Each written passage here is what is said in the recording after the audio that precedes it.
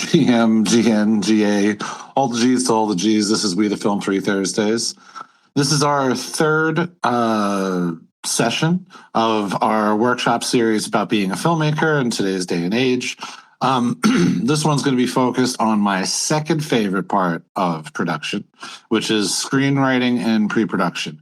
We combine these together mostly because this is all-inclusive. We go from regular traditional filmmaking, cameras and all that, into AI filmmaking, which goes a little bit, it makes the screenwriting and pre-production process kind of fluid and blend into each other pretty heavily.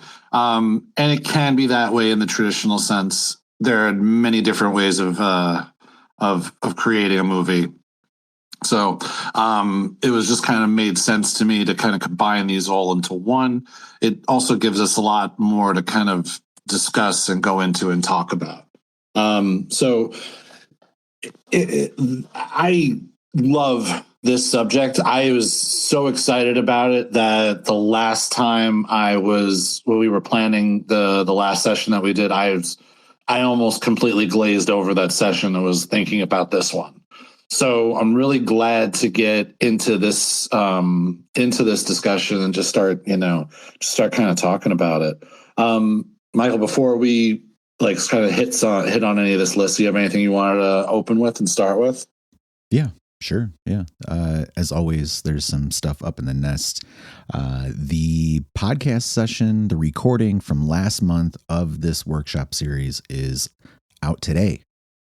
It's up on all your favorite podcast platforms. It is lightly edited, let's say, just for clarity. I don't think I really removed anything major. I think basically it was just kind of trying to condense some things, and maybe I clipped some stuff off the end once we were kind of wrapping things up. But that is the second. So there are two in this series up there already. If you are not following the podcast, why? And if you're listening on the podcast right now, thank you. We do appreciate you. 100%. So, what I think is kind of pertinent about having this conversation now is where we are at in a general media sense. The reason why I think there's a big hatred towards most of what AI produces, and it's very similar to a lot of the hatred that was given to kind of internet movies, internet video for a long time, is there's this idea of disposability. I remember when I was starting out as a crew member, one of the things on one of the first digital sets I was on, the idea that these things now digital, that they're not physical, it makes them more disposable. So we end up with what we feel like is this like slop fest and endless amounts of content coming our way. And while it's not just about that, it's about the ease of that being that outlet for you creatively. Where it's kind of easy to say, oh, well, you know what? I'll just throw videos up, that it's a comfort zone type of thing. I feel that same way about early streaming. If you were following Netflix when it started to kind of percolate up from getting mailed discs to, say, having an app on, I don't know, PlayStation or Xbox, I think was like the first time I interacted with it. It was cool. There was a bunch of weird stuff on there, indie stuff. And I saw a post recently that was, I don't know where, I can't remember where. I'm kind of all over on social stuff. So the gist of it was that the only real film happening is indie film, because it's not factory settings, just churning stuff out. And, I don't know if I agree with that, but at the same time, there is this wealth of great stuff being made, or interesting stuff, or hard to find stuff that's out there. And, you know, I'm a subscriber to a handful of the popular streaming platforms, and I see different stuff here and there. But what I find myself regularly going to is the, I don't know, more obscure platforms, the weirder stuff that's kind of like hidden under the shelves and in the corners. So I don't know whether that's comfort or not. It's just kind of also older things, which are out there on streaming platforms as well. If you're kind of looking again under, you know, under the tables and in the back corners and stuff, you find this weird stuff. And I don't know if that is what I would necessarily call slop. I think slop can kind of come from anywhere. Certainly in the wake of like the Spider-Man preview being released, people beating up different visual production elements of that trailer, even against previous versions of Spider-Man, you know, kind of brutal. I don't expect a lot from these films. I just, you know, the spectacle of it, seeing the characters come to life. I'm not necessarily looking for like really emotional stuff. Sometimes it's cool, you know, I'm not gonna lie. I'm not gonna be like, oh gosh, the pixels lighting up, I can't handle it. I'm fine with it. But I don't think that any one channel or, I don't know, production bracket or whatever has a monopoly on slop, and I certainly don't think that AI does. And I'm not a big purveyor or supporter of the lifelike kind of pursuing realism thing from AI. I think there's always going to be this uncanny valley issue that's there, and I'm fine with it. I don't really care. It certainly is getting very, very good. You know, even at the lower resolutions and stuff, and that's fine. You know, I just think that trying to pursue realism when there's lots of mechanisms to manufacture legitimate realism, just, I don't know, it's lost on me, and that's okay. You know, I'm not the only audience member for that stuff. Yeah, at least for this, I think the important part is to overcome our, I don't know, fear of success, to be comfortable not taking risks, and you know, in terms of the hero's journey, which we're kind of loosely overlaying here, superimposing on these discussions, is the element of refusing the call, which I don't think anybody does that's hanging out here. We're all trying to do stuff. Exactly. And that's the thing about being pursuant to whatever it is that you want to do with whatever you want to do. You can, it's a jump between a very comfortable place of not having to really account for anything that you're doing in any way creatively, and then going to a place where you might be a lot more vulnerable. You might be a little more, you have to probably be a little more open to what it is you're doing and why and how, and, you know, that you're creating something that that if you have an intention for it to feel a certain way to somebody watching it, you have to actually execute on that. There's a real thing about art, where it comes to be where hobbyist becomes professional, and it's very different for a lot of different artists. But the thing that's kind of core to it is understanding that this is to be given to somebody else to intake. And that is the person or being you are trying to enrich in some way. And I think there's a fear there for a lot of different things. It's the same fear we have of just being interpersonal with, you know, other people in the world. There's a lot of self-doubt, imposter syndrome, like how could this story that I want to create be so impactful that it even gets into somebody's mind? But the thing about where you have to be with this, where you could be with this, I'll say, is wanting more from whatever it is you're intaking or whatever it is you want to make. The even and the greatest scripts of all time are still just frameworks for the idea of whatever it is, and it's the first time you get to make this movie is in the screenplay. And so this is why if something is driving you so hard that you need to put it together and need to collate it in some way that it makes sense. And then if that's even more compelling that you need to like write it down, what is said, how it's said in any which way. And if you're somebody who is even at that point, like, all right, I need to now want to make this. What would make me want to make this more? And this is where pre-production kind of really comes into its own too. So this is why having this discussion about this, the start of it is really about getting past this comfort zone, breaking past, kind of like finding your stride if you're a runner, getting in the zone if you're any kind of other athlete and you do competitive athletics. The idea is to get past that comfort zone of just kind of making something. And this goes for all art forms. We're formulating it more towards film just because I'm a film-centric person. And I think Michael's spending a lot more time going back into kind of creating stuff for video. So this made sense to where both of us want to go with whatever we're already doing. And, this is the thing about, even with me, like I made a short recently called Taxi. And a lot of it was me not getting out of my comfort zone.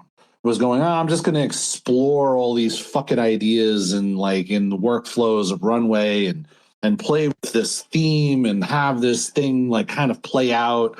And I made it to one echelon that I couldn't get past no matter what. And because I didn't write out or do any planning for this, I made it there. And I was just like, the idea immediately dropped from my wantingness to do more of it. And even the critique that I got from not just Michael, but other people were like, this was a really good direction. You should still go in that direction. And it was just the frustration of where I was having not done the work to really prepare to be there is why, in a lot of ways, I just kind of went a different direction, just closed it off, got it done, but wanted to put it out because it was still a lot of work that I had put time and effort into making that thing. So, it's one of those things that we wanted to at least have a chat or like kind of talk out this idea of getting out of that comfort zone. If you're somebody who hasn't gotten out of it and is just looking at what you see day to day and you want more from what you're seeing, all artists, the way it goes is you see that, you want it, you do it. There's nobody who's going to come and do it for you, unfortunately. You can enjoy things from other people, but to plan that way, to make it that you're going to actively not pursue creating an idea, just waiting for somebody else to do it. It's so frustrating. I did it as an actor and I ended up becoming a filmmaker because I was in 200 auditions in like a 6-month period and I didn't play a different character for 6 months. Like the same audition was going on at this, and it wasn't the same production. Different productions, they just wanted the same thing from me time and time and time and time and time again. And I was seeing the output of some of these films, and it was exactly like that. All the outputs were the same and same and same. So this is where, if you're seeing something and you really are compelled to make it, this is where I recommend the start of your structure be screenwriting and pre-production. And if screenwriting is a very loose term, we're going to go over some ways that other people do it that may make you feel like, hey, you could do this, because everything in a creative process is literally fluid. It's whatever works for you. My falling point in my last short was that I planned nothing, that I was doing it exploratory like I had done time and time again. And this is the time that I didn't get even close to where I wanted to be. And that's where I was just so frustrated that the next time I was like, I'm going to treat this like I treat a client project, because I treat clients very differently. I plan everything out. I do all this stuff for them because it's what I would want done for me, but I don't do it for myself, which is just some meta shit, bro.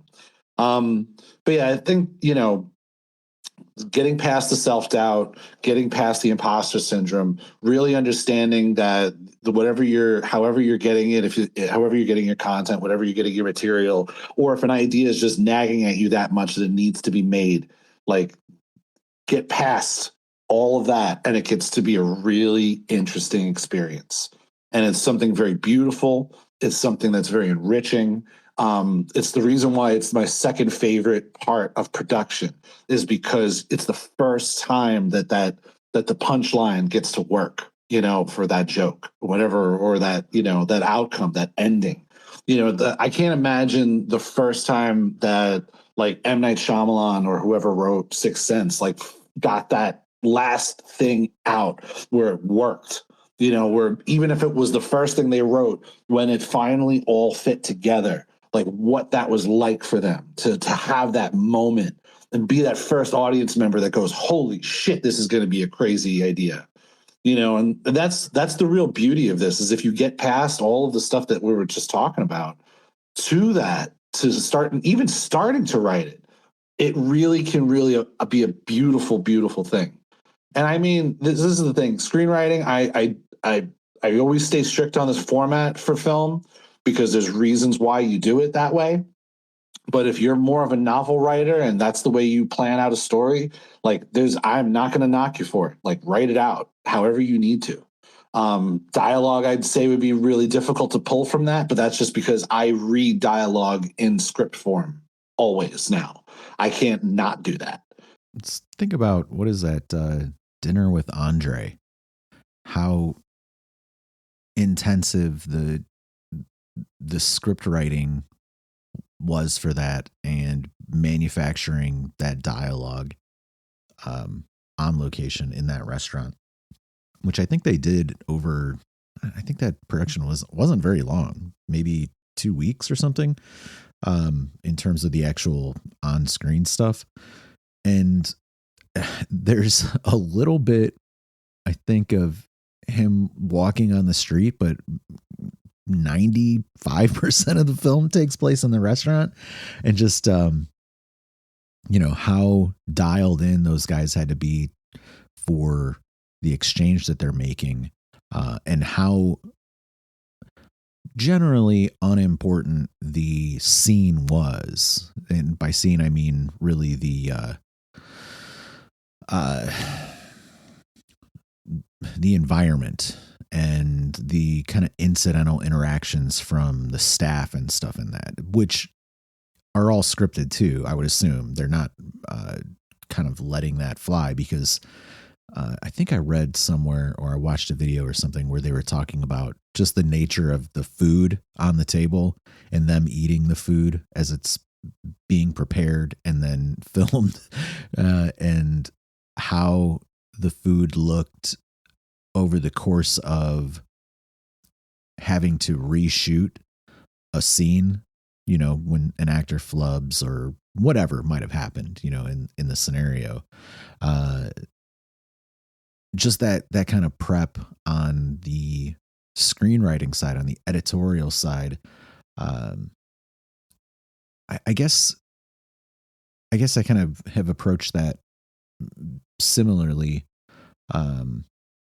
but then also very much kind of in a, I don't know, maybe like starting in a building a house metaphor. You're like starting laying brick on one side, and maybe you go to the opposite side and lay some brick over there too.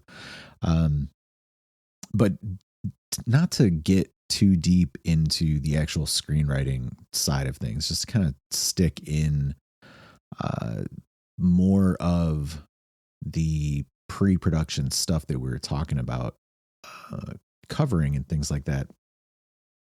I think that there's valuable stuff to talk about in terms of adaptation. And this is a conversation that came up in a group chat that I'm in as well.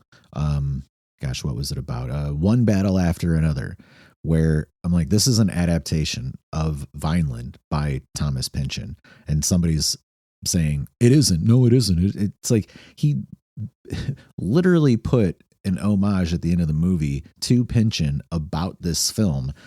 And yes, it doesn't open with him throwing himself out of the window, but he does eventually fall off of a building and land in the street. There's some remixing of elements. There's certainly some changes, But if you think that you're not watching Vineland when you're watching one battle after another, I'm sorry, you're confused, because that's what it is on screen. Could he have done a more faithful adaptation? Sure. Does it matter? No, not at all. I mean, he already did Inherent Vice, which again, was converted to screen pretty rapidly from when the book came out. But, something to consider. Are you looking to kind of walk a path that has been at least the weeds and shrubbery have been walked down? Or are you trying to cut your own path? That's important too. Sometimes you got to get out there into the woods, into the prairie with a machete and, cut your own path. And that's just as well. This is kind of the dangerous part about doing this with film, is because almost every conversation I've ever been in with a producer or anybody with money, they want comps, they want comparable pieces to whatever you're pitching them. And it is crazy, because when you start out, you really do need to think about if you want to be original or you want to adapt something. Especially now that there's so many good pieces of work coming out of Creative Commons. Like, if you really wanted to adapt a modern version of Sherlock Holmes and not use any of the characters from the original story, just some of the components, it could be a really powerful thing. And then the funny thing is when you get to the meeting and you're trying to divide this, you're trying to separate this piece as far away from Sherlock Holmes as you can. But when you get into the money meeting, if you don't have somebody speaking for you from the industry, and you have to speak for yourself, and you don't compare it to something very much like Sherlock Holmes, I can't guarantee that person to give you that money is going to make the connection or utilize whatever you found interesting about those things to connect to that. And it's what's very interesting and dangerous about film. Pre-production as well. One of the things that keeps getting knocked out or knocked about back and forth from filmmakers I know against AI is they're like, well, why should it matter how you make your previs? There's all these different sites that use previous movies and they're approved to use them for this general purpose of giving you previs. Why would you need AI to do it? I mean, it's fair, but I would rather have something more custom to the project I'm making than utilize, Denis Villeneuve or, any of the really good filmmakers that have, cinematographers that have composed shots. And the other thing is you then, if you're presenting that, you need to deliver as close to that as you possibly can. And there are lots of productions I know I can't deliver close to, but using AI, I know I can, because I know how that material works. And if I had to do something where it was I couldn't use AI at all, I would then go to different kinds of, filmmakers that did this kind of shooting I know I can do. And this is where, the adapting or original thing, as much as it's something that should be very personal and something that you choose as a creative to whatever you're doing, it should also be something that you need to understand those questions of whatever it is that you're doing. And I think, yeah, right. Sorry, I was just reading something really quick. So, and this is what I was trying to, this is what's kind of interesting about talking about the going your own route and going original, because you still have to be cutting your own route, looking left and right, seeing if there are other routes, and kind of, being able to explain why you did certain things because you saw those other routes, but still cutting your own way through. There's a lot of different, any hero story is a adaptation of this, or as a result of this, or as a result of that. And then you really have to ask yourself, as well as the situation of your adapting or going original, how long do you want to be doing this? And I mean it in many senses. How long, meaning how difficult do you want to make this production for yourself? And also how long the actual piece itself needs to be. Because that matters in a lot of senses, especially when you're talking about screenwriting, because you're now planning out how your arcs are going to fit, how things are going to rise and fall with the action. And it really does depend on what you're doing in one work, what you're doing in a short work of one, what you're doing in a several episodic type of work, or if you're just kind of making something to have a concept and just to see what that looks like in a space. And that's test shots and test shooting used to be a big part of getting funding for films. I mean, if you watch the scene with Vincent and Jules in Pulp Fiction, where they're in the room and they're talking to the guys about, what they took from their boss, Marcellus Wallace, that was the test shoot for that film. I don't think they changed much of it because there's still no, you can see the mistake. There's a mistake still in that. No, I was just going to say that blows my mind when I heard about that. And I don't know if it was from you or if it was just having cross paths with the information, but yeah, it is nuts that, arguably one of the, I don't want to say the best scene from the movie, but I guess memorable scenes from a very memorable movie was produced before the rest of the film and was strong enough in that first iteration to make it all the way through to the screen, even after the money came in and the production advanced and everything else. That is just mind blowing to me. I think maybe it's not, but it certainly feels that way to me. Particularly, I guess, because that's like 30 years ago. Maybe studios were taking greater risks then than they are now. I don't know, but pretty impressive. Yeah. And it's one of those things that at that time, it was kind of new. There was screen tests used to be on a soundstage. And like, if you watch the screen test for, say, Star Wars, which is probably the easiest screen test to get your hands on, you could see them kind of basically running through the lines in a very controlled environment. And it doesn't look like any of the scenes are going to look. Now, mind you, it's a lot of high production on Star Wars. So it didn't, Pulp Fiction is not a huge jump in reality that Star Wars would have needed to be, but you can go through many different productions and their test screening is mostly about if the actors have chemistry and if the lines kind of work with the actors having chemistry. And it's something it is really cool. But when Tarantino did it to try and prove to everyone that Reservoir Dogs wasn't the only time he could make something like that, that was the scene that was used. And you could even see it in the scene where if you watch everything leading up to it and then everything that follows it, the production changes. It's very, very minute, but it changes. Then you can tell that in that scene, they're not using the utmost of the amount of production that they're using for the rest of the movie, or even what's leading up to that whole conversation leading up to that scene. You can see it. There's a clear difference.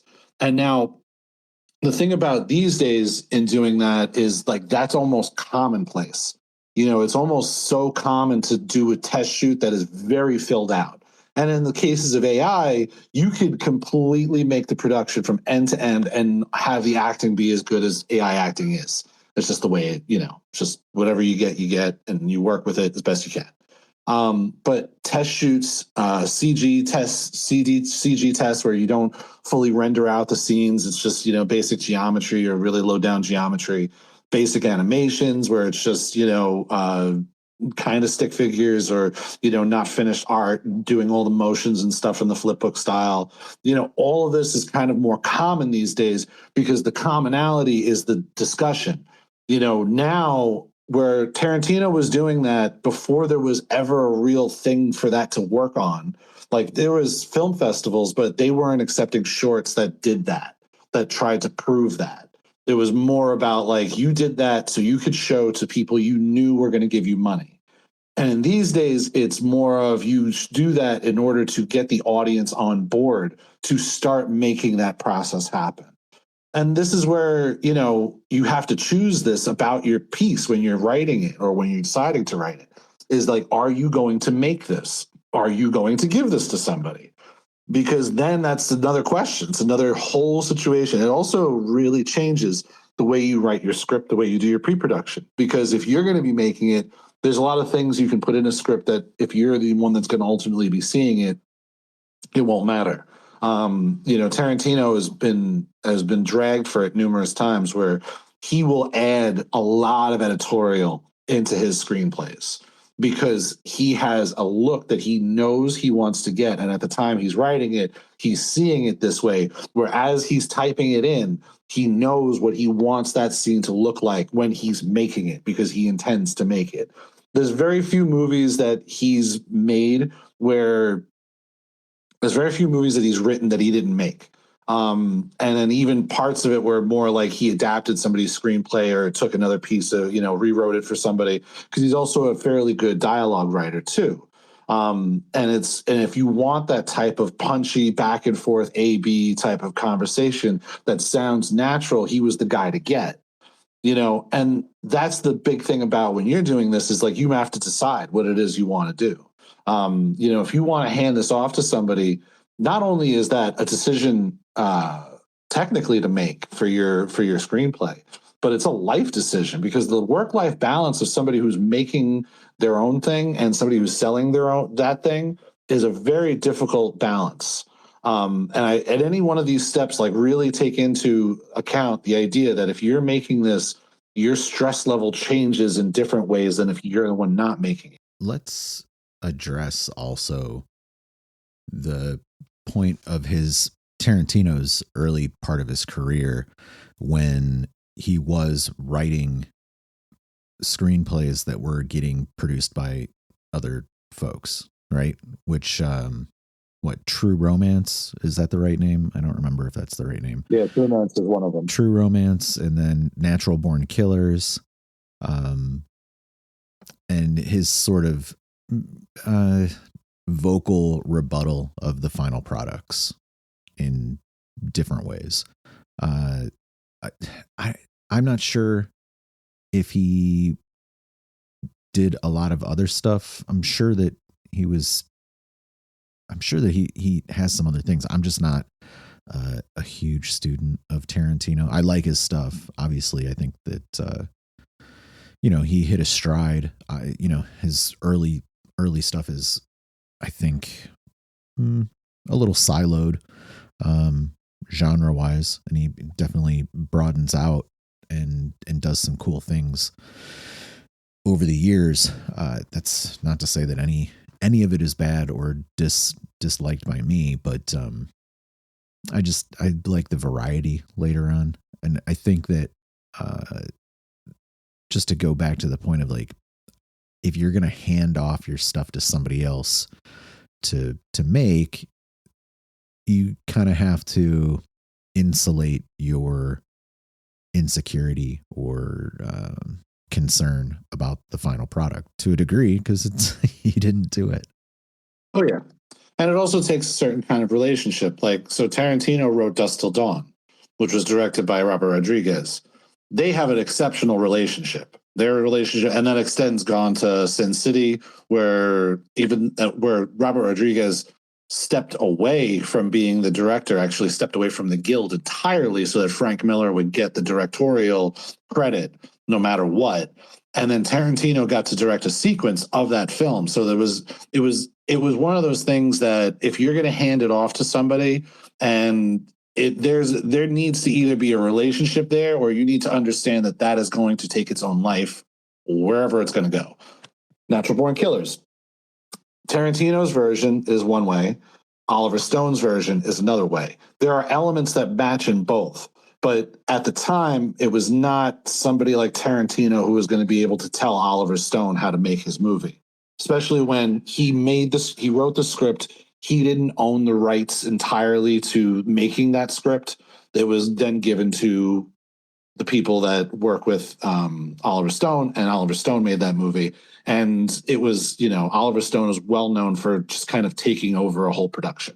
Like when he's involved in something, it's very fucking involved.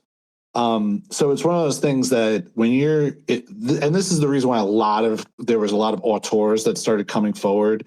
In the olden days, it was it was happening. It was kind of a 50-50. And then as time went on and writers became something of a new paradigm of celebrity, they kind of faded on the auteur thing, and then it came back in a big way with Tarantino, with the mid to late 90s, where people were like, I'm really sick of this whole idea of not having control over my production. I want to see these stories happen this way. I'm going to make these movies. And that's where you get your, M. Night Shyamalans and all your other people that came along that are really dedicated to the story being theirs from the outset to finished product, and then beyond in some cases. I don't remember if it was. I know Roddenberry was very dedicated to staying alive with Star Trek for its entirety, but others have not. Ridley Scott, not necessarily.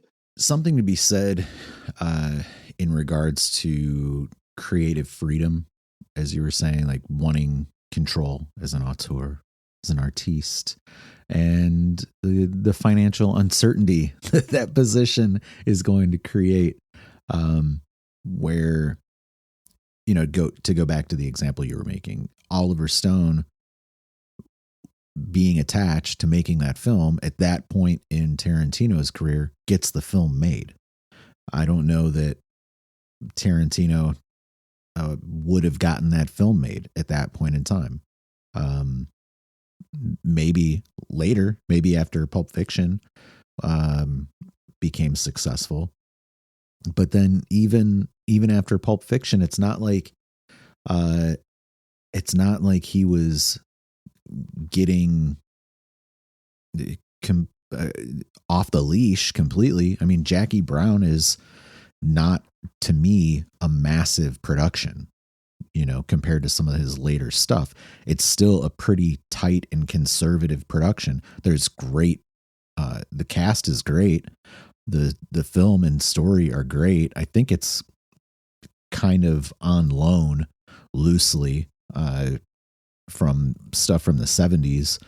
I don't think it's necessarily a complete lift, but it certainly resembles a lot of that stuff, and that's fine. One of my favorites of his, because it is so dialogue oriented and there's enough change occurring, but it's kind of cozy, I kind of like it. But yeah, just to reiterate, there's always that balance between having the freedom to create and having the budget to create. And, somehow you got to balance that stuff out. Oh, hell yeah. I mean, there's also something to be said about all those relationships that you have to form along the way, and this is where your relationships should also decide as much as possible, or as much as you feel comfortable with, the format that you're going to take. And I don't just mean the format of the length. I also mean the format of the medium. Because here's the thing, like a lot of what we like about Tarantino is a piece of him, but it's also a piece, majorly they say, and I agree with this because of how many times I've heard this discussion, his editor, Sally Menke, who is she was an exceptional editor. Like if you look at her filmography, it is fucking full of some really great fucking films, just really great films. And she is known as being the kind of, she even did the Teenage Mutant Ninja Turtles in 1990. And you could feel that in other movies. I think she did all of Tarantino's work till Inglourious. I think either Inglourious was the last movie and then she passed away. Yeah, I don't think she was on Django. So all the way, almost his entire career was edited by the same person. So there's a lot to that too about those relationships. And it's the same thing like handing it off or doing it yourself. And then even when you do it yourself, you still have to then hand that off to somebody if you want to be, if you want somebody who's a good editor and you're not. But there is something to be said because Kevin Smith, traditionally he also kind of the godfather of people using nonlinear editing, because he had he was using an Avid on, I don't know if it was Clerks set or if it was one of the following movies he did after Clerks, but it was one of the movies that he got big enough. He was editing on set with the dailies, or he was doing the dailies from the day before, because they were still making film. So he had the dailies from the day before. He was editing them while they were shooting the next sequence, so he could see what was going on and what he kind of liked about what was happening. Now, he also wrote all of those things, so he was able to say, oh, I'm going to change this, that right now, because this edit that I'm part of is also going to, is enabling that. And this is where format starts to get a little shaky too, because now that you have those relationships, you kind of decided where you want to go, you know your lengths that you want. Like, the format now could tell you another part of this story and could also influence the previous steps. If you're doing this on traditional emulsion film, it was one of the first things we went over in this workshop series, is the cost of it. It's, something like, I forgot the numbers. I don't have them in front of me right now, but it's expensive per minute of shot film. And it's not just acquiring the film, storing the film, which is a concern. It's not just about care on set with the film, which is another concern. It's not just about when the film loads, the camera's status and repair and disrepair. And it's not just about when you're done with that, taking that film out and then storing it as it's already been shot, which is now infinitely more important and expensive. And in many cases, those issues that have come from those pieces of film being ruined have cost many, many millions of dollars to reshoot some scenes, and to just not, if you don't have it, it's one of those things that, and it's a minor, it could be such a small mistake. It's as minor as not somebody opening the hood when they were transferring the film from the camera to the container. And it's just the hood that just didn't have ultimate amounts of fucking blocked out light. And man, I can't tell you how many people I've met that when that story comes up, they have one. It is painful to watch them talk about it. But it's also about digital. If you're going to do digital, that look that you want and that is the aesthetic part of it, is the aesthetic not part of it. Animated, which is, could be CG and could be just hand-drawn animation. Those relationships matter to this point, because if you don't know somebody who is involved enough to buy and sell film, or you don't know a place to buy and sell film, you don't have a fucking film camera, you're going to need something. You're probably going to need someone to do it, and they might want to influence the story that is going on. Tarantino and Nolan, Coogler, there's a list of people who swear by film, and not only do they swear by film, they swear by 70 millimeter wide. 70 millimeter is an insane emulsion to film with. It's insane to use it. It's insane to keep it supported. So, but 35 is pretty good. It's much easier. And then 16 has been a gold standard for much of indie filmmaking using film. Clerks was filmed on 16 millimeter black and white. And then there's other factors with that. But yeah, so animated, and then there's also AI. AI, I separate from animated only because even though it's a very similar process, it's for very different reasons that you would use them. Animated hand-drawn and animated hand-drawn AI, they have their pluses and minuses, their positives and negatives. There's all these different reasons why you would want to use either of these things. It also influences your pre-production. For a various amount of ways. Film, it's, your pre-production is basically that's the most expensive thing to use. So you're not going to use film to shoot film. You'll probably use digital to kind of plan out where you're shooting film, and then put the film camera in place, lens properly, and then shoot the film. And if you're even testing, you would do it digitally first just to get it there. A little addendum about film, no matter what you film with, it has to be converted to digital to be edited. Because no one, I don't think any post house still does manual film editing splicing anymore. Everybody gets it converted. They get it converted to the highest possible resolution they can and the highest possible quality level, and they edit it digitally. I would very much doubt that you could find anyone who still uses physical emulsion film anymore. Digital has, same thing. Once again, it's digital in, digital out, just a matter of getting actors in front of a digital sensor.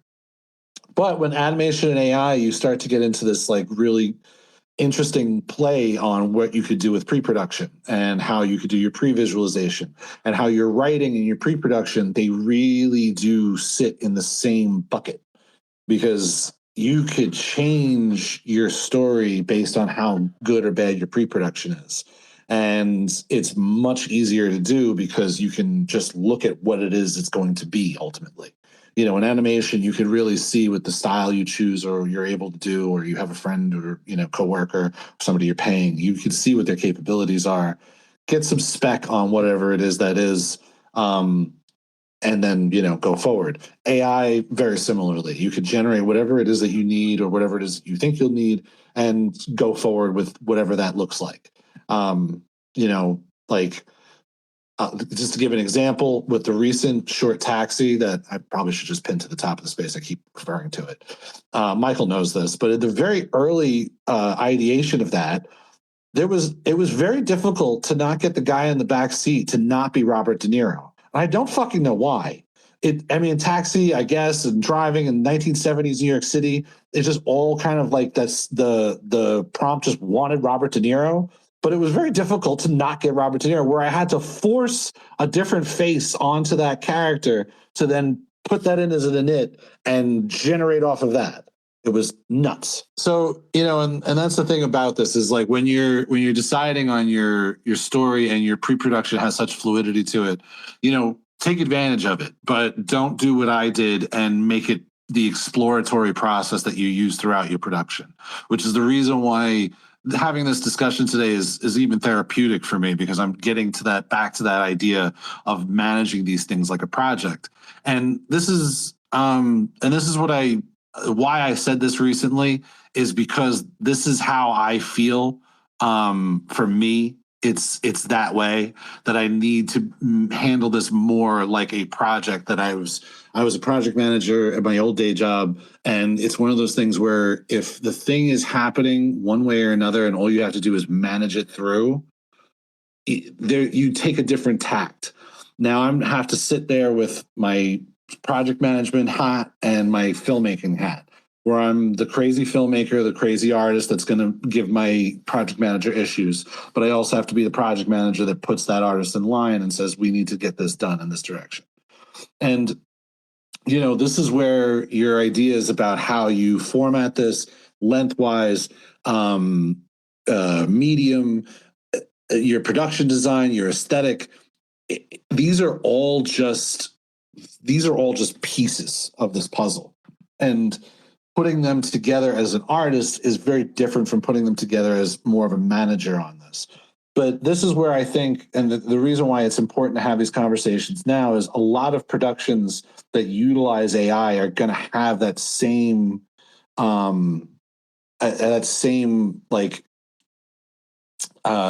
opening, where it's like you really need to understand the management part of this to do the AI part of it just that much better.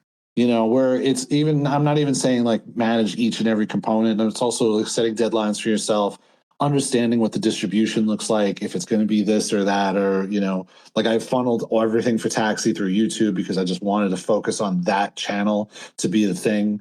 I did put it on a couple other platforms as its own native thing, but it's because it's hard to traverse that crowd into YouTube. And I really didn't want to I could have done more. So, and that's the thing about it is, like, I could have done more if I planned it out in the way I'm discussing. You should plan it out, because this is what I used to do. Whenever I had a client project, everything that we spoke about, so after the whole idea of imposter syndrome and getting out of the comfort zone, this is all stuff that I would have this conversation with clients. It's like, what are you thinking as far as what you want it to look like? And, or do you have an aesthetic? Do you have an inclination I'd asked if people wanted me to use regular film because it's a budgetary concern, and that thing is kind of all there, and it's all there for you to partake on as a creator. Just having a management head about things, taking yourself out of the creative for a second and just managing this thing through. And if you happen to, this is what's great about doing it all yourself and having that freedom to do it is, when you can finally say, like, you've written a part of a screenplay or the whole thing or whatever, or even just the bare bones, the treatment, which is something it's such a fluid term because I've seen treatments that are really extensive, pages long. I've been told, and I've always given treatments that are 1 page long, something simple, easy, fast, and if you get to that and you're just like, yeah, this feels good.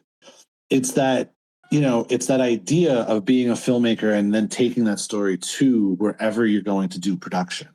And it gives you this, if you break from the idea of whatever you see around you, whether it be like the slop of AI or kind of the pulp that is like big media production today, because it's not very personal. It's all very, very spectacle, very big, very open, very like out there, like me and Michael had this discussion a day or two ago about, our different feelings about Dune. And like, there are things that I like about it, but there are things that I don't like about it.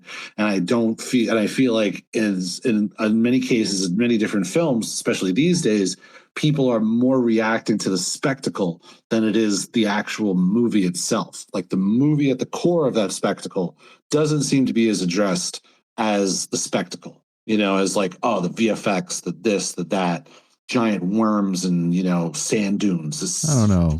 I don't know about that. I don't know if I agree with the actual essence of the story getting addressed. It's certainly getting addressed in some of the group chats I'm in. You worm. I tease. But yeah, this is something to build off of some of those points. And you've seen this a few times now, just how directly lifted from the page some of the stuff that I do is, particularly the documentary stuff. I mean, the Chicago doc, every single version that I've done, and I've done, I don't know, 5 versions of that film at this point, is really pulled from the page, the written word, what was in the book. And even the stuff from volume 3 of Exploring Our National Parks, explicitly lifted from the page and putting in imagery that is accompanying the written word there. Now, yeah, there's stuff that changes along the way, because what works in a book and what works on screen, the exact wordings aren't always good. And sometimes you pull some stuff or add a little bit because you can. The thing that I think kind of shifts is when I get into fiction, where I haven't actually converted any of the stuff I've written first and put out as, say, short stories. I haven't put that on screen. I'm trying to, I have a project I've been dabbling with since I started getting into AI. I just have not crossed the bridge on it. The thing there is I actually find the very nonlinear production style of AI to be really flexible for my storytelling, and as a writer, I'll be honest here, I'm incredibly nonlinear in my writing too, fiction or nonfiction. I will write the end. I will write the beginning. I'll jot down stuff in the middle. I'll have an outline. I'll outline the entire thing and have kind of like all of the plot points and beats along the way mapped. But the actual prose, I'll jump around and I will edit along the way as well. A lot of people say don't do that. Edit after you're all done. Nah, I don't really do that. I'll reread the material that I already wrote and tweak it, and then kind of build in some sentences here and there along the way until I finally get to, the length, the word count that I'm looking for, that I need, for that piece. Inversely, doing AI shorts and then turning those into short stories, or kind of taking from the screen and putting it down on the page. I don't know if that's easier or not. I think like once you've kind of made a decision about what's on screen, what you're able to manufacture with the tools kind of dictates, what that story is going to be. Though, let's say for the Fall of Tartaria, what is a very kind of rapid sequence when the tsunami occurs on screen, it's not incredibly long. I think it's maybe 30 seconds at most, really, out of a 5.5 minute short. I really work to expand that in the written version and really flesh out, I hope, a lot more like minor details that aren't on screen, because for any number of reasons they weren't on screen, but probably mostly my technical capacity at that point in time, and what the models would do, versus with the word you can do whatever you want. I've certainly found it to be tougher to write stuff and then convert it onto screen with the AI tools. Up to this point, I think I've made a big leap over the last year, and I've been a little bit slow on that stuff. I've been working on this documentary, doing the audiobooks and stuff like that. But yeah, these are all things that we have to do to execute. And I think, thinking about what that means for you as a creative, it's like, this is the other part about writing these things and making these things, is you have to kind of see where that lands you. And I think it's because you have to understand your limitations with any of the choices that you made, whether that's going to make you, whether that's going to free you up to make more stuff, whether that's not going to free you up. It has to do with, the idea of what is making this going to look like for you. And this is where, you can either start in the screenwriting part, or you can start in pre-production. The idea is that when you make your decision on all the different factors that we've already spoken about, where you've already kind of decided this and decided that and decided all the parts that you need to, or you feel like you could, before you start getting to the written word. You're adapting, you're making originals, whatever it is. You need to then start getting into the framework of what that project is going to be. And that's where screenwriting is like the biggest part. It's the united framework of that piece, whatever it is. Because even with serials, even if you decide to be a serial, you will see that you can condense down a lot of the arcs of all those character stories into one screenplay if you needed to. It would be a very long screenplay, but it would be one screenplay. It's one of those things about screenwriting is you are the creator, the master of this universe, whether you're adapting or not. Because even if you're adapting, whatever, this is before you've sold it. This is before you get legal clearances on what you're adapting. Could be before you even know you could adapt something, and you're just doing it on spec to see what that looks like. You are playing as God, and this is one of the reasons why I really love this part of production. Making movies. I was just going to say, side note, like, we've been working through all the prepared material. We're kind of getting to the end of that. And I think that there were folks that wanted to come up, and we're trying to get through the material for this because we record these for the podcast. But, from here on, much more conversational. So if you were looking to come up, feel free. We can be a little looser now that we've actually worked our way through all the prepared material. I know that sucks. And then that's not necessarily the conversational tone that we typically have here. But the other side of it is, we spend time working on this stuff, and we want to make sure that we get it out there for you guys, and then also have a focused podcast recording that I don't necessarily have to spend a slew of time editing. I already spend enough time. These are 2-hour sessions, so 2 hours to work through it when it's in editing too. But screenwriting.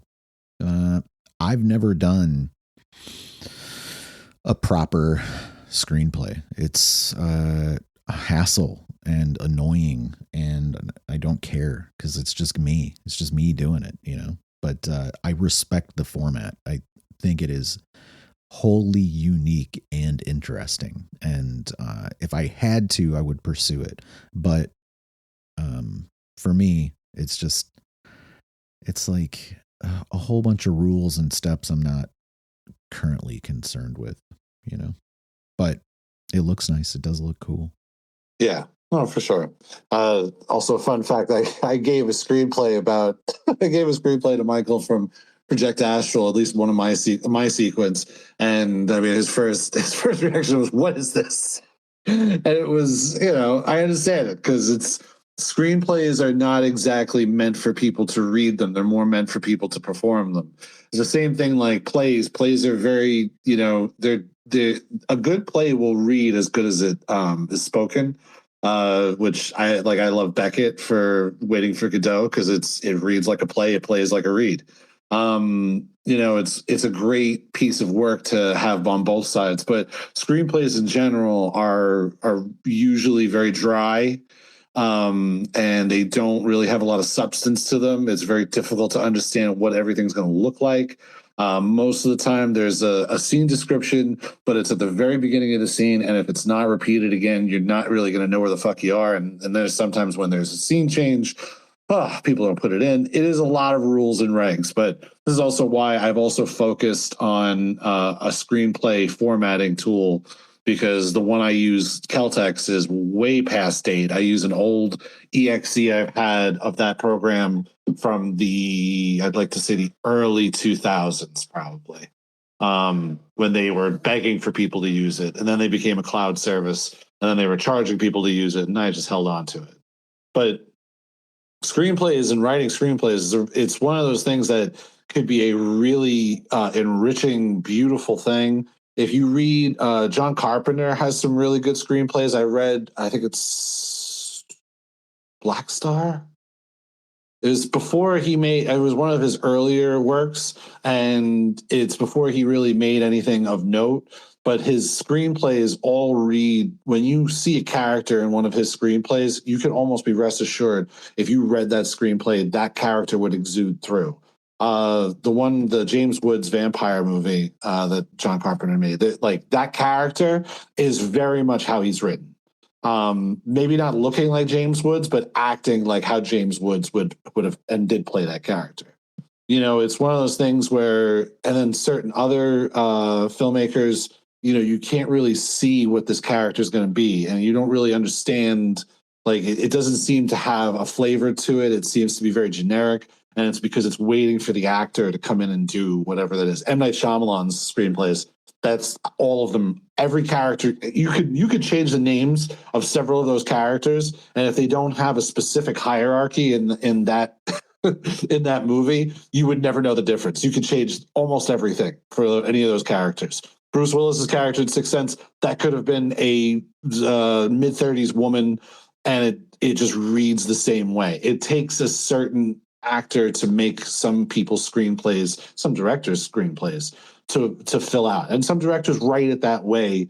I've written things that way. It's just a matter of you either write them for the actor or you write them for yourself. Somebody like Martin Scorsese, somebody like Quentin Tarantino, and 100% the Coen brothers. The Coen brothers are the most egregious of this, is they write screenplays for the screenplay. Tarantino does it for the style and for the feel, not necessarily all the dialogue, but the style and the feel is a very heavy thing for him. Scorsese, it's about the camera moves and camera cues and how the scene plays out in beat. Also, just a rule of thumb for anyone who doesn't know, every page of a screenplay is usually a minute of actual screen time. Anybody I've ever met who's tried to play that has only played themselves, because if you're trying to force less time out of a page, you're probably not filling that page, or it's not the whole scene is on that page. If it fills the page, most likely it's going to take a minute. Just for the way people talk, even if you have a full page of just dialogue, the way that people talk, the pauses in between, just flipping the camera back and forth, enough for people to hear it. Like, it's about a minute a page. But that's the thing about screenwriting, is aside from some very finite rules, even though slug lines is still argued to this day on screenwriting Twitter, which is disgusting. And if you don't know what a slug line is, it's the thing that opens and opens every scene, which is interior, exterior, blah, blah, blah, blah, blah, blah. Should they be bolded? Should they be not? They're always capitalized, but bolding is one of those things that you hear screenwriters argue about forever, and they always do. I like mine bold just because I like to divide it up visually that way. But this is the thing about screenwriting, and anyone who has like a favorite screenwriter or somebody's work that you really like, you want to like appreciate and chat about, I probably have seen their movie. There's very few movies I haven't seen, but it's one of those things that I love. I always love Carpenter's screenwriting. Not all of his movies, but I like his screenwriting because you feel those characters. You feel that thing. Even though the Coen brothers, what I do like about their screenplays is, as tight as they are to it for the film, there is a beauty in how they manipulate silence in their screenplays. And you can do this. There's a lot of different ways you can do this. Like in the screenplay, you put an action sentence that just states about something, an awkward silence or something like that. You could put a camera move in there to initiate the idea that there's not much happening between this line and this line. You could flat out say beat. I've done that a number of times. I know a lot of people who do just like take a beat. And there's a lot of things that you can do about silence, but silence is a very hard thing to write properly, because it's one of those hard. You don't know how long it takes. You don't know how long it needs to take. And depending on how long it is, could really yield what's going on in that rising action, or not rising action, or just action in general. So, kind of the nuts and bolts of this is like, screenwriting is a structure. You have to use a tool to do it. The tool is whatever you're most comfortable with. Like, Final Draft is the most commonly used, Hollywood accepted, all the different qualities.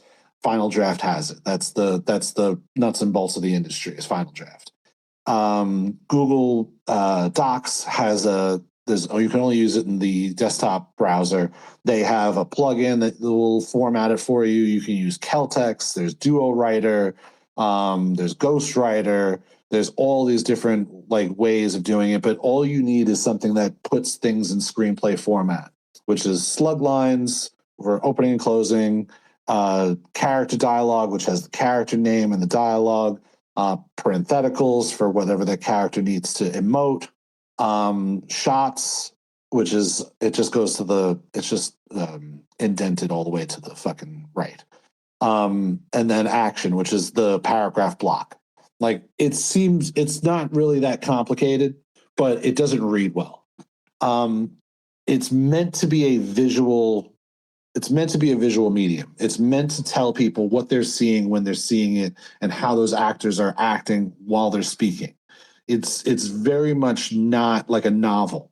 Like, a novel is not meant to be visual. A novel is meant for you to read it, and you're to make it visual for yourself if that's what you do. But it's not meant to be ultimately visual. So it doesn't need to have, actors sitting down eating sandwich quietly with exuding anger and disgust while they eat. You don't need to necessarily put that in a novel. You would probably use a different methodology of saying that. You express it a different way. And this is why screenplays, they have such a mixed bag of being able to sell them, because how do you sell something that's not meant to be read? It's more meant to be performed. Like, and if they can't see it, this is also why we were talking about originally, comps are very big deals in selling film, is because they want to know what you would compare this to if it was already made. And it's such a dangerous thing, because if you choose the wrong film and it's not what they're quite thinking or not what they quite do, it's very difficult to try and guess that, but it's all meant to be visual, and it's all meant to explain to you as the person reading it that this is what's supposed to be happening in front of you. It's really not supposed to be meant for an audience. It's supposed to be meant for technicians to read through. So much so that there's even different versions. No matter what your pre-production is, there's usually a shooting script that goes from either the pre-production or just descriptions of the shots. And the shooting script is an entirely different cut of the script. It just has the shots put in exactly where they are, where they change, what they are, what they're framing, and what they're shooting. And if you ever see a shooting script, it looks like an absolute insane document.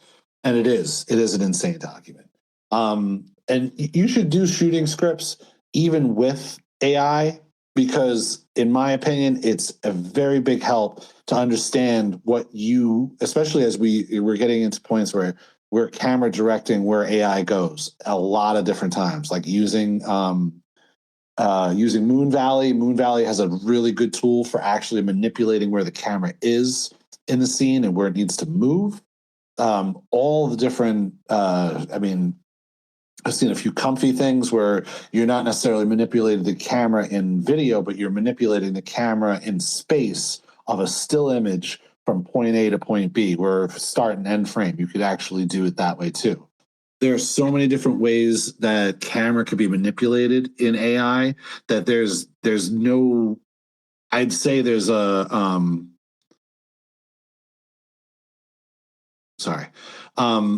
I would say there's a lot of different points where that helps in making that framework for the screenplay. So that's just like kind of the nuts and bolts of screenwriting as far as I've had experience with it. But there's a lot of different things about what you appreciate from a filmmaker that really influences, I think, what you make. Like, I traditionally make a lot of stuff that Rod Serling has inspired in me. And this is the other thing about screenwriting, is think about the stuff that you like to watch, and whatever that is, that's most likely what's going to influence your writing. It's going to influence your creativity in a lot of ways. So why not, the thing you want to make with video? But that's why having that plan is very powerful, because even if you throw that entire plan out, that plan got you there.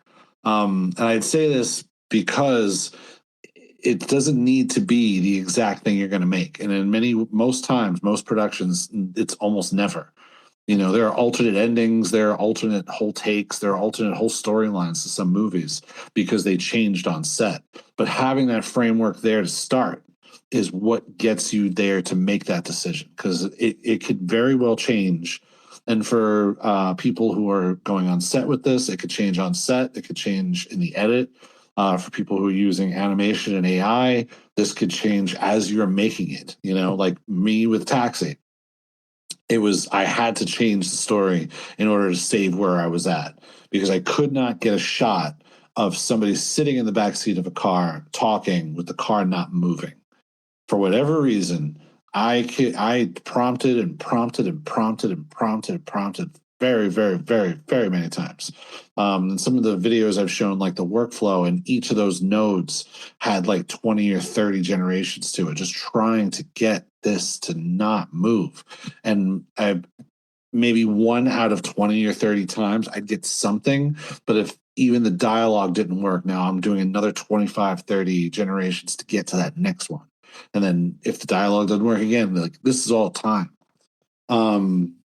This is why screenwriting could be such an expansive part of this, is because if you have this planned out and you get to this block in AI, you now know where the rest of that where the rest of that sequence needs to go, and what changes to make, and how much that impacts the rest of that story. It's one of those things that I always interested, like, so Michael, you were talking about before how you bounce around a lot, you do nonlinear writing. What ends up kind of balancing the elements out? Like what blocks do you come to like try and, see where else you could take something? Or like, is there ever been a concern with that? So I think when I am in the early phases of things, I mean, really early ideation, even like this short story I'm working on now that I'm trying to get done by May. The thing I wrote first is the very end of the story, literally the last paragraph, because I knew what I needed it to do explicitly right there. And I just put that down. It's changed a little bit. I mean, I've tweaked it, but it's fundamentally the same handful of sentences. Very little has changed there. Inside of that, I had a lot of notes, because this is a continuation of the story I put out last year, Bloody Sepulchre.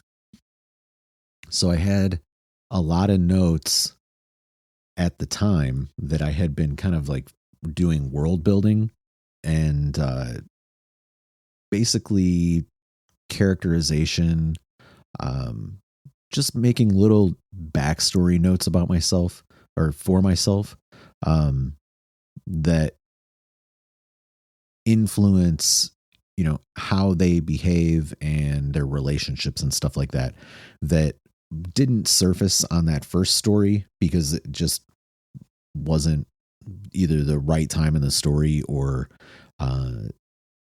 there was no reason to put them there. They were just things I needed to know about the characters for motivations, once I got into creating this second story, I went through and outlined the entire thing. So all the plot points and beats are there in that outline. Maybe some like very specific kind of scene direction stuff is in there, but it was very little final prose, if any, really. Because I just want to get all those ideas out of my head and see like, okay, does this map out well? And then I'll start at the beginning. I kind of knew what I wanted the beginning to be. I've kind of had like this image of, the thematic stuff that's going to happen in that story and how that could potentially relate to a cover image for it as an ebook and an audiobook. So that surfaced really easily. And then there's,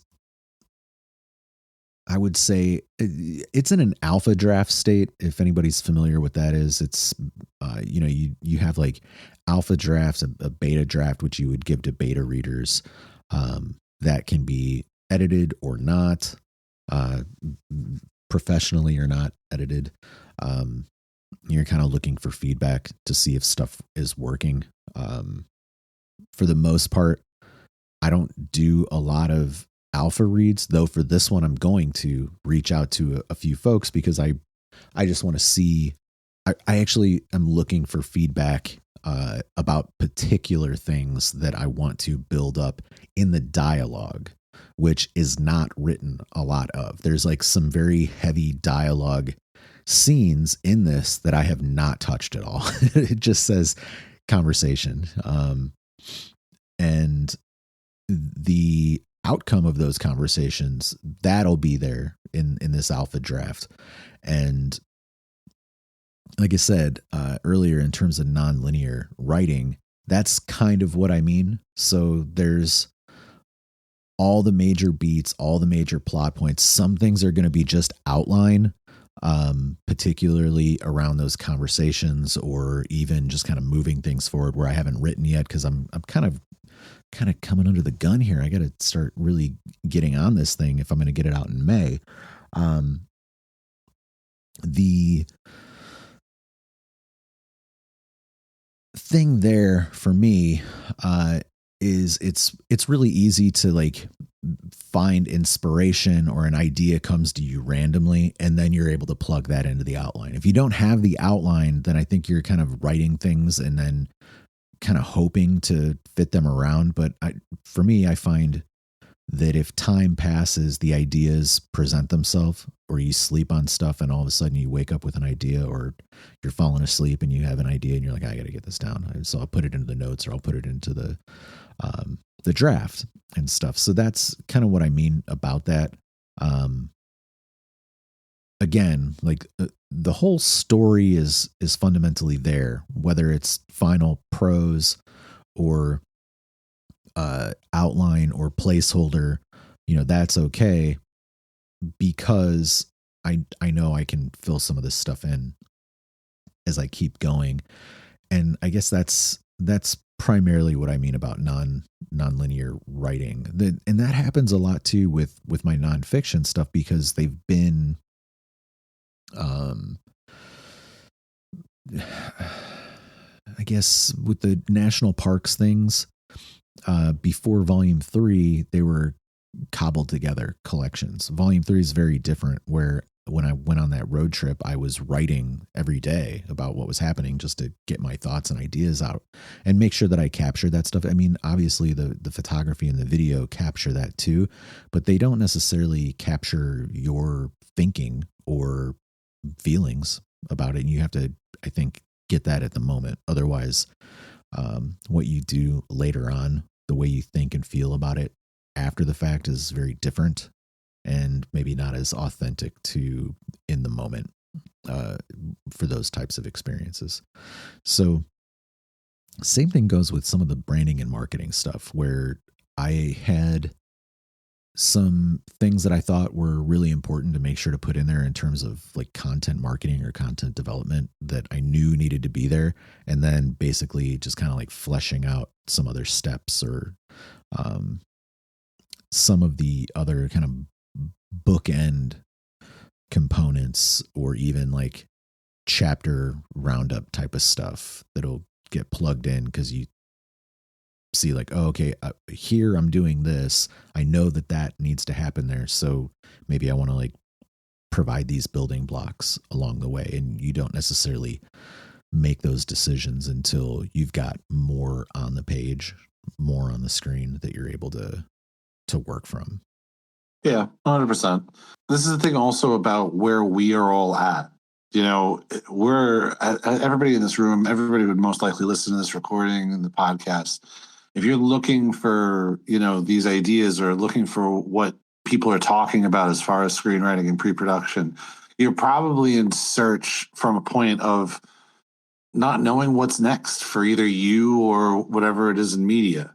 And the thing about where we are as creatives, most likely, because I'm trying to talk to at least people I see in this audience, people I would imagine would want to listen to this, is we are so free to do whatever we want to do. There has never been a more freer time to be a creative, as far as your options, as far as the content that you could make, as far as the other things to draw from. Because adaptations, what's great about adaptations is if you get to a writing block, or kind of the issues that Michael was talking about there, you could just go to the source material and just look at that. And this is why that source material is that important, because that's what screenwriting is. It's the source material of the rest of the story to take from. So this is why adaptations are important, because like if you want to make a story based on 101 Dalmatians, like you're at a point where, something that you change really doesn't work. Go back to the source material, find where those characters are, or where those characters made decisions, and just reiterate and move on. If it's historical stuff, you could, if you're out of block, just look at another piece of that history and see if there's something you missed or something you could add or something that makes more sense to you now that you've made this entire other piece. Because the thing about even nonfiction is that you could get to a point where just something is just not working and you don't know what it is. And it's in your writing where you're starting to create, you're starting to pre-produce, you're starting to get your imagery, and you're like, just something is missing, something's not there. And it's things like, I remember when me and Michael were talking about 1893, the Chicago Columbian Exposition. I always butcher that title. Michael, you want to say the actual title so I could just reference it? You were very close. 1893, Chicago's Columbian Exposition. There you go. It's wherever. Sorry. Anyway, I screw that up all the time. But one of the cool things about that is there's connection to other cultures from that time period that are really involved in that event.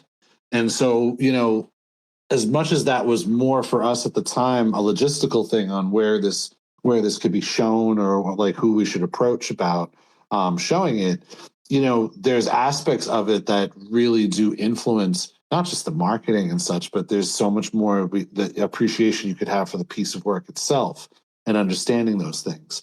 And then if you have a block at any point where you need some extra something, a video, a piece, a sequence that would help you get to either a time mark or another part of the idea or another component in this story, it's worth it to have that material to pull from. And it's the same thing with your pre-production. You can write. What's great about what I use in Caltex is it has a scratch pad where even within the doc itself, you can open up a new window that has all the formatting of screenwriting, but it's just a scratch pad on just things you're playing with, you're toying with. And all of that material is great to have for when you're at a blockage point, when you don't know what thing you're going to do next. And this is the thing about filmmaking that it's true if you want to use film and digital. It's true if you want to go animation, but it's 100% true if you're using AI, is that you don't have to leave anything on the cutting room floor. You have it with AI, especially if you're choosing to use that as your medium for making whatever this piece is, that you can use all of it and it's there for you to use. For all the others, it's a matter of, is it worth it to integrate into those productions? Your screenwriting. I mean, there's an alternate. There's something I watched recently, an alternate ending to Die Hard 3.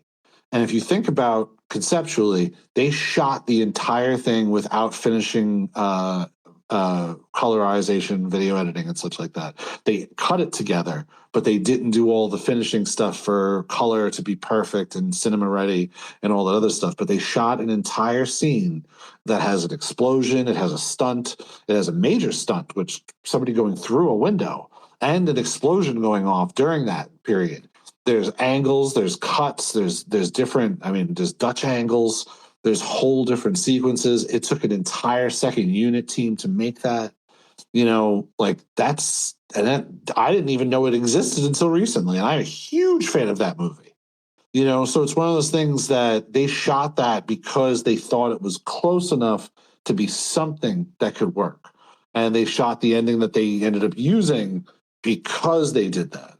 But the thing about AI is about there never needs to be something on your cutting room floor. If there's a character, if there's a piece, there's always a stylistic way to get that back involved in your film if you feel like it needs to be.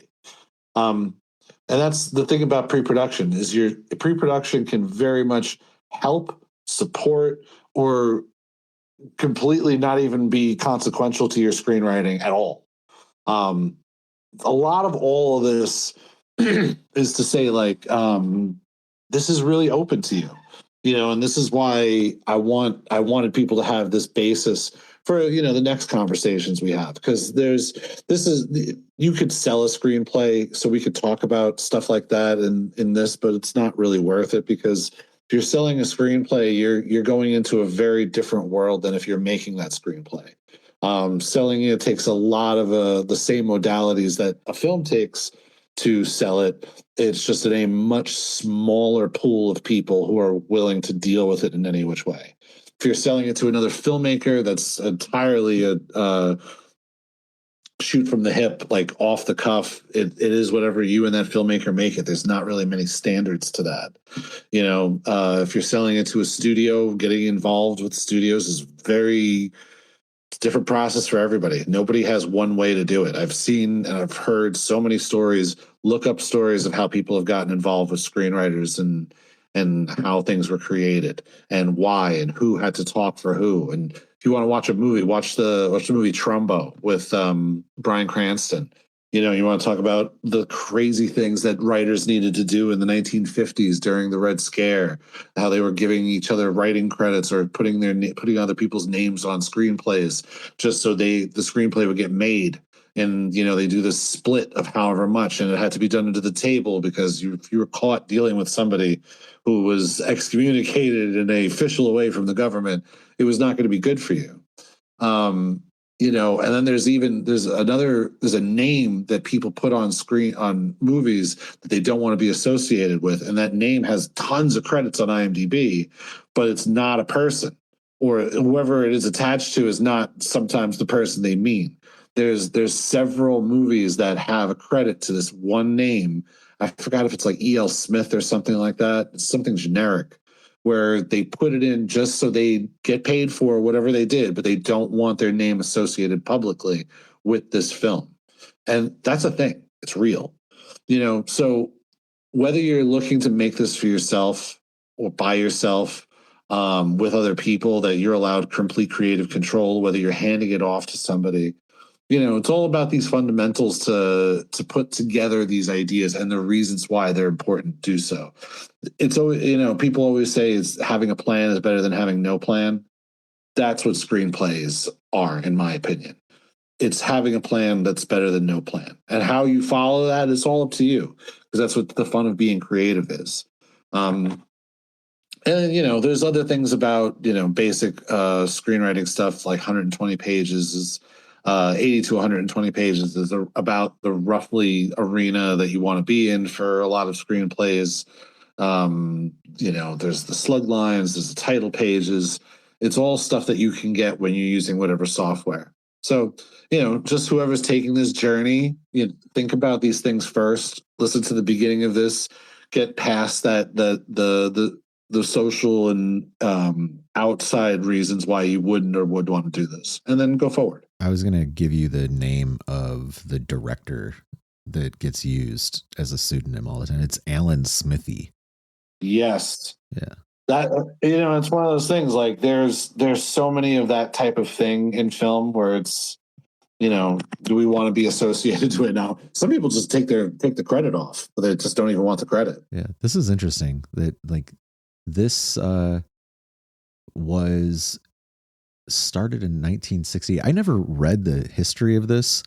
Yeah, but used in 1968 for the first time, coined by the Directors Guild of America, and was used until 2000 when it was largely discontinued because they probably wanted people's name to be attached to their crap. Regardless, I don't know if that's true or not. I'm just making things up, but it is funny. Yeah, that Alan Smithy, prolific director, as it turns out. Let's just look at some of the bangers he turned out. Death of a Gunfighter, Gypsy Angel, City and Fear, Twilight Zone the movie, Dune, obviously, 1984 version, not the recent ones that everybody loves. Ghost Fever, I Love New York, The Shrimp on the Barbie, The Guardian, all kinds of stuff, really. Yeah, interesting. Wait, does this say an in-flight version of Scent of a Woman? Yeah, funny. Yeah, bunch of stuff, though. Glad to look that up and peek around. But I had heard when I was starting out that was discontinued because of the internet. That you could find it out once you started being able to search for things. It was impossible to hide that you were part of a project. And I was like, yeah, that would do that, because you could find out the news or if it's in any of the trades or, and that's the thing. These days, it's interesting because the trades are very different from what they used to be, and now it's it's all about findability. But it's one of those things that that history alone, it emboldens me to make more stuff. And it's something that I would want for everybody out there who's, listening to this. Just make more stuff.